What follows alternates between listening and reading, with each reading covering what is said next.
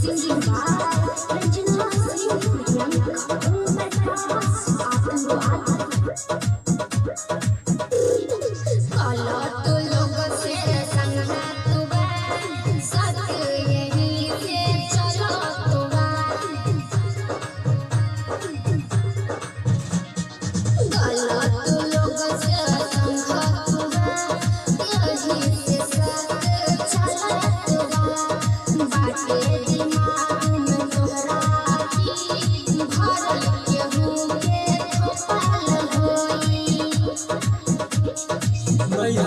के जान घोटाल होई भले परवत पाल होई मैहरी के जान घोटाल होई भले परवत पाल होई। डीजे अमित तिवारी अपहर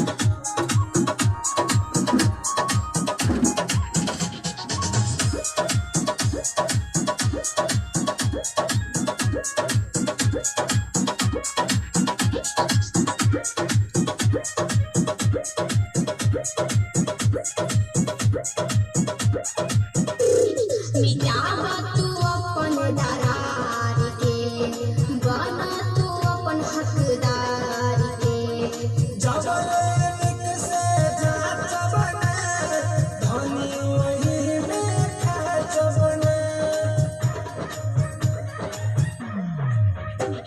मिटावा तू अपन दरार के बना तू अपन हकदार के जबरनिक से जात बने धनी वही में खाच बने।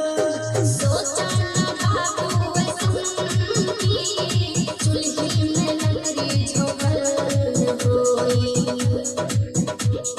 मैहरी के जान घोटाल होई भले ऊपर वाला तो पाल होई मैहरी के जान घोटाल होई भले ऊपर वाला तो पाल होई।